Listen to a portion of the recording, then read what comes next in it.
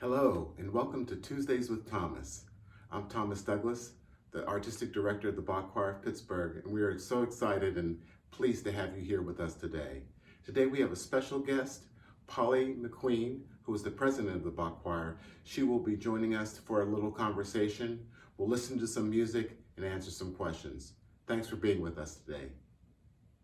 Well, welcome back, friends. We're so glad that you're here today. And I'm so excited to have Polly McQueen with us. Polly, welcome to Tuesdays with Thomas. Thank you so much. I'm thrilled to be here. We're really glad that you're here. So tell us, how did you come to be a part of the Bach Choir? Well, that was a long, long time ago. As you and I both know, we had both sung in the Mendelssohn Choir together, so we knew each other. Right. And I sang in Mendelssohn from 1975 till 1992. And then I was out of choirs for a little while. And then in one of the summers after that, I went and did the Bach Choir's summer sing that they did at Duquesne University. Mm-hmm. This was when Brady Allred was the conductor. And I did that, and I really loved being back in a chorus again. Mm-hmm. And then I ran into Brady somewhere, and he said, what would it take for me to get you into the Bach Choir? And, you know, me being the kind of person who loves a compliment, I joined right. And so I sang with Brady Allred and the Bach Choir for several years until he moved. And then Thomas Douglas, my dear friend, took over the Bach Choir, and the rest is history. And I just became president of the choir this past year. So it's been a long and wonderful association. Well, that's wonderful, Polly. You know, I didn't realize that you were part of the Bach Choir before I got there.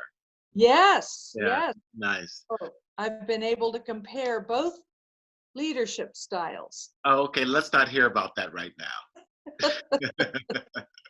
No, I admire Brady quite a bit. He's quite an excellent musician. Yeah. So tell us, maybe in the recent past, has there been a concert or a song or something that we've sung that has been particularly meaningful to you?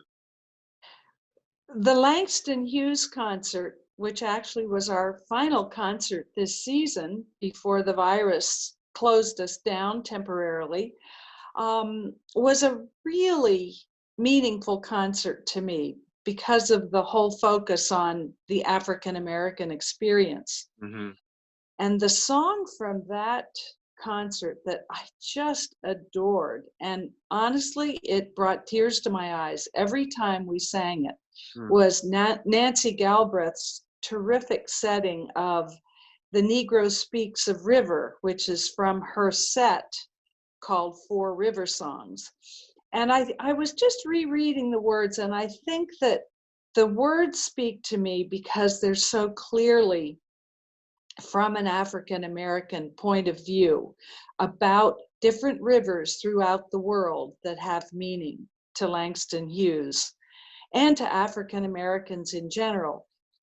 But I also just absolutely loved her writing in this. So many wonderful minor keys and then modulations into major keys and then back again, and just looking through how it starts with this terrific chordal structure and then it goes into almost like counterpoint. And it's just a wonderful piece that I hope other choirs will do.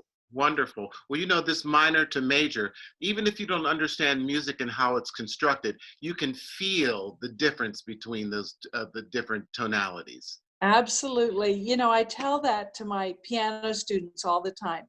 I'll go through a description of the chords they're playing and the modes they're playing, major or minor. And then I'll always end up by saying, it doesn't matter if you can't figure out what these chords are, but listen for them because you will hear them. Exactly. Well, why don't we take a moment right now, friends, and listen to this piece that Polly's talking about, The Negro Speaks of River.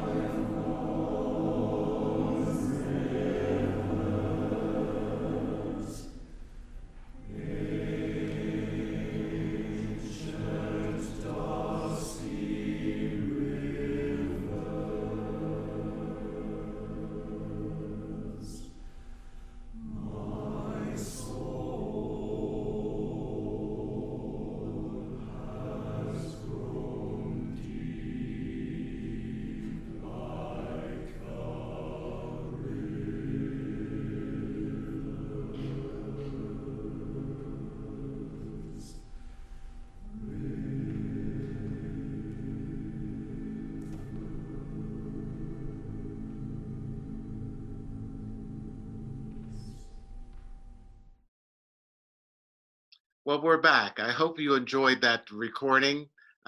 It's quite a moving piece. And it's by our good friend Nancy Galbraith. So, Polly, one final question. Tell us, talk about why it's important to be involved in music or to create music or to sing music. Why is music important in our lives these days? It seems to me that when you're doing music, listening to music, practicing music, that your brain is simply not able to worry at that moment. Hmm. And when I sit at the piano and I practice or I'm teaching a student online, I can't be thinking about the worries that I have about our futures, the worries I have about people that might be sick, all of the things that we're all worrying about right now. So I think that's part of it. When we do music, our brain is so fully engaged with the music that nothing else bothers us at the moment. Um, Other reasons to keep doing music, it's just a level above where so much of our everyday thinking is. It's deeply spiritual to me.